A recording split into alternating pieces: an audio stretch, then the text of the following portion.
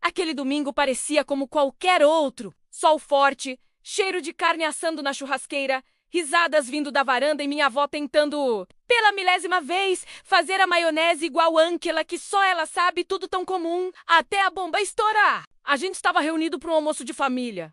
Desses em que aparece até parente que você nem lembrava que existia. A minha prima Fernanda, casada com Gustavo, chegou um pouco atrasada, acompanhada da minha cunhada. A Carol, as duas sempre foram grudadas, quase irmãs. E eu, claro, lá no canto da mesa com meu irmão André, rindo de alguma besteira. Era tudo normal, até demais. Foi depois da sobremesa que aconteceu. Fernanda levantou a taça e pediu silêncio. Achei que fosse alguma piada ou agradecimento, mas ela sorriu nervosa e anunciou: Gente, eu estou grávida. Todo mundo ficou em choque por 2 segundos e logo depois veio a explosão de palmas, abraços, gritos, minha tia chorando, meu tio querendo saber se era menino ou menina. Um verdadeiro carnaval de felicidade. Mas ali, naquele meio de confusão, eu notei uma coisa. A Carol, menos a minha cunhada, não aplaudiu nem sorriu. Só abaixou os olhos e mexeu no celular. Na hora, achei estranho, mas deixei pra lá.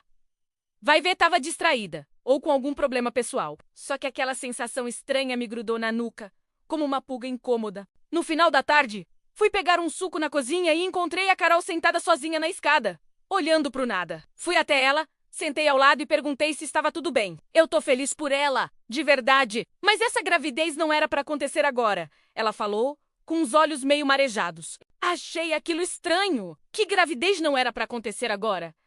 A dela? A da Fernanda? Antes que eu perguntasse, ela emendou.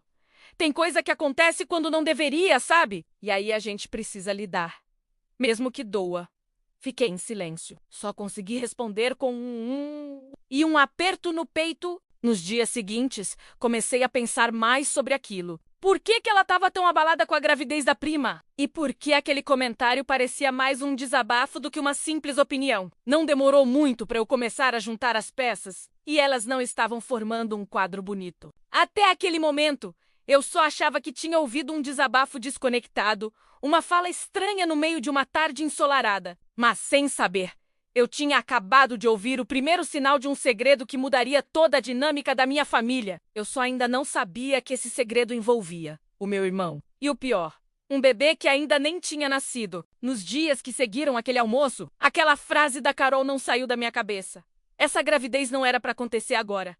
Algo ali tinha peso demais. Comecei a prestar mais atenção menos nas conversas, nos olhares, nas entrelinhas. Meu irmão, o André, estava estranho. Evitava falar sobre o bebê da Fernanda, mesmo quando a gente comentava coisas simples, tipo nome de criança ou decoração de quarto. Mudava de assunto, pegava o celular, saía da sala. Eu percebia, mas não queria julgar. Só que aí começaram os sinais que não dava mais para ignorar.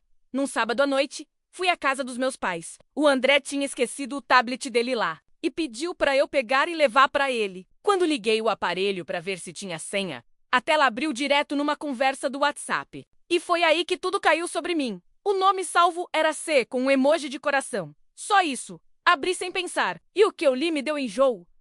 Eram mensagens recentes, algumas de dias atrás, frases como você acha que ela já suspeita? N.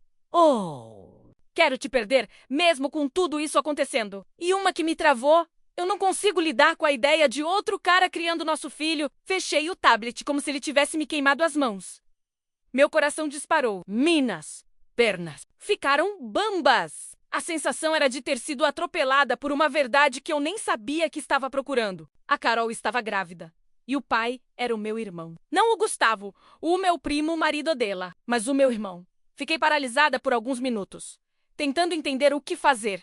Falar com ele, fingir que não vi, contar para Fernanda. Peguei o tablet e fui até o apartamento do André. Bati na porta tremendo. Ele me recebeu sorridente, mas quando viu o tablet na minha mão, o sorriso sumiu. Você viu? Ele perguntou. Não tentou disfarçar, não tentou inventar nada. Ele só sabia. Vi. É verdade? Perguntei. Ele passou a mão no rosto e sentou no sofá. Sim, aquela confirmação me deu vontade de chorar. Você sabe que isso vai destruir a família inteira, né? Falei. Eu sei, mas aconteceu. Eu juro que não foi planejado. Foi uma coisa que escapou do controle. Escapou do controle? André, ela tá grávida. E todo mundo acha que o pai é o Gustavo. Ele ficou em silêncio. Disse que estava desesperado, que não sabia o que fazer, que não queria magoar ninguém. Que a Carol dizia estar confusa, mas que provavelmente ia seguir com a mentira. E você vai viver com isso? Perguntei. Vai deixar o teu primo criar o teu filho sem saber? Ele só abaixou a cabeça. Saí dali mais perdida do que entrei. E ainda nem tinha contado nada pra ninguém. Mas a pior parte estava por vir, porque a próxima pessoa a saber seria a nossa mãe. E a reação dela me deixou ainda mais enojada que a traição. Depois daquela conversa com o André, eu voltei para casa completamente desnorteada. Me sentia suja por saber de tudo e ao mesmo tempo impotente. Eu queria proteger a Fernanda, queria gritar na cara da Carol, queria arrastar o meu irmão pelos cabelos, mas eu estava travada. Aquilo não era só uma traição, era uma rede de mentiras dentro da minha própria família. E o pior, a minha mãe ainda não sabia de nada, ou pelo menos era o que eu pensava. No dia seguinte, fui até a casa dela. Cheguei decidida a contar tudo, porque não dava mais para segurar. Quando comecei a falar, ela já deu aquele suspiro fundo. E antes mesmo de eu terminar, ela disse: "Eu já sei, Sandra." Congelada! Eu fiquei congelada! Como assim, já sabe? Faz umas 2 semanas que percebi. O André me contou. Ele estava desesperado, chorando. Eu não queria acreditar, mas ele me mostrou as mensagens. Eu não sabia o que doía mais. O fato de ela saber, ou o fato de ela ter escolhido o silêncio. "E você não fez nada?" perguntei, com a voz falhando. Ela ficou séria. "O que você queria que eu fizesse? Destruísse 2 casamentos de uma vez?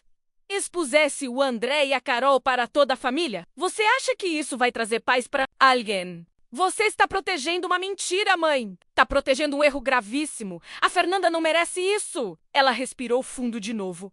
A Fernanda é uma boa moça, mas ela também não é santa. Esse casamento deles está por um fio faz tempo. Se não fosse o Gustavo, ela já tinha pedido separação. Isso justifica ela ser enganada desse jeito? Grávida de um filho que não é do marido e sem saber disso? Você não entende, Sandra. Família não é tão simples. Às vezes, guardar um segredo é melhor do que causar uma tragédia. Aquelas palavras ficaram martelando na minha cabeça por dias. Guardar um segredo é melhor do que causar uma tragédia. Só que aquilo não era só um segredo, era uma bomba relógio. E cada vez que eu via a Fernanda me mandando foto da barriga crescendo ou falando animada sobre o quartinho do bebê, mais meu coração apertava. O André seguia fingindo. A Carol, idem. E o Gustavo, coitado, alheio a tudo, cheio de orgulho da gravidez, carregando ultrassonografia na carteira como se fosse um troféu. A pressão em mim só aumentava. Mal dormia, tive crise de ansiedade. Cheguei ao ponto de quase mandar uma mensagem anônima para Fernanda contando tudo, mas não tive coragem. Parte de mim ainda achava que não era meu papel, que não era minha história para contar. Mas tudo mudou no dia do chá de bebê. Foi lá, no meio de balões azuis e rosas. Cupcakes com nomes de bebê escritos com glacê. Presentes empilhados no canto. Que eu percebi que não dava mais. O André se levantou para fazer um discurso. Falou de família unida, de valores, de honestidade. E aquilo me fez perder o controle. Mas essa parte é a próxima, porque foi ali que tudo veio à tona. E nada, absolutamente nada, voltou a ser como antes.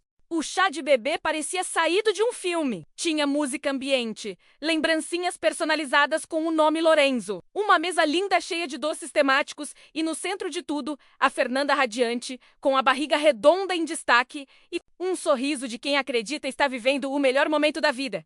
E lá estava o Gustavo, todo bobo, andando de um lado para o outro com uma câmera na mão, tirando foto de tudo, beijando a testa da esposa, comentando com orgulho sobre como eles tinham superado tantas fases difíceis e que agora a família ia ficar completa. E no meio disso tudo, o meu irmão, o verdadeiro pai daquele bebê, brindando com refrigerante como se nada tivesse acontecido. E a Carol, fingindo rir, fingindo ser apenas a prima feliz e companheira, com aquele olhar que só eu conseguia decifrar. O olhar de quem carrega a culpa, até que chegou a hora dos discursos. A Fernanda, emocionada, agradeceu a presença de todos. Falou sobre o quanto estava feliz por essa nova fase. E terminou dizendo que não teria conseguido passar por tudo aquilo sem o apoio do Gustavo. Ele se levantou, beijou a barriga dela e disse: "Esse bebê é o símbolo do nosso recomeço." Aí o André, o meu irmão, pediu a palavra. Subiu num degrauzinho improvisado para falar mais alto e começou um discurso todo bonito sobre união, família, perdão, valores, honestidade. Honestidade. Foi essa palavra que acendeu o estopim dentro de mim. Eu comecei a suar. Minha mão tremia. Olhei para o André e ele me encarou por um segundo, como se tivesse percebido que eu não ia aguentar mais. Mas seguiu falando, como se pudesse me convencer a continuar calada.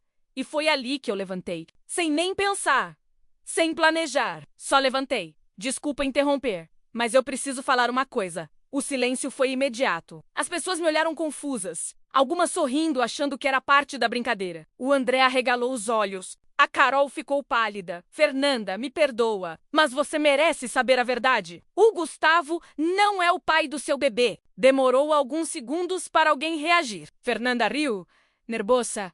Como assim, Sandra? Do que você tá falando? Eu tô dizendo que esse bebê é do André, do meu irmão. E a Carol? A Carol é quem está grávida. Um barulho seco. Foi o copo do Gustavo caindo no chão. A Carol tentou se levantar para me interromper, mas eu continuei. Contei tudo. As mensagens, a conversa com o André, a pressão da minha mãe, o medo de falar. Contei que eu tentei me calar. Tentei pensar no que seria menos doloroso, mas que a mentira estava matando a todos, inclusive a mim. Fernanda chorava em silêncio. O Gustavo parecia anestesiado. A mãe deles gritou. Minha mãe tentou me tirar dali, mas já era tarde. O estrago estava feito. Ou talvez o livramento. A confusão durou dias. A família virou um campo de guerra. O Gustavo saiu de casa. Fernanda foi para a casa da mãe com as malas e a alma em frangalhos. A Carol tentou se justificar, mas ninguém mais queria ouvir. O André perdeu o respeito de quase todos, inclusive o meu. Durante semanas me culpei por ter sido o estopim. Mas depois percebi que eu só fui a voz da verdade. E por mais que tenha sido difícil, no fim das contas, foi necessário. A mentira já estava destruindo tudo. Eu só tirei a venda dos olhos de quem merecia enxergar hoje. Não falo com a Carol. A relação com o meu irmão ficou abalada. Mas a Fernanda, com o tempo, entendeu? Me agradeceu. E até hoje diz que, apesar de tudo, foi libertador saber a verdade. E se você chegou até aqui, respira fundo. Porque eu sei que é pesado. Mas essa foi a história mais difícil que já vivi. E que, de certa forma, me ensinou que não existe paz onde existe mentira. Se você curtiu essa história real, deixa seu like aqui embaixo, se inscreve no canal para acompanhar mais desabafos e reviravoltas da vida real. E compartilha com alguém que precisa ouvir isso. Às vezes, a verdade dói, mas também salva.